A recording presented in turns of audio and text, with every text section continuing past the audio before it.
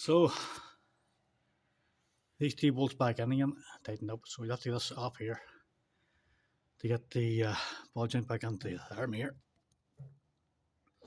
So that's tightened up on the CV drive, tightened up and put in. And the bolt tightened up here. And the last job of the last is lock it in there with a chisel or a punch.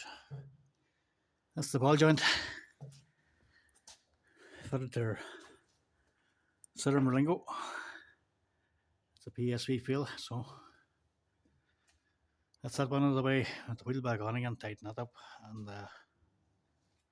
go on to our next job now on the PSV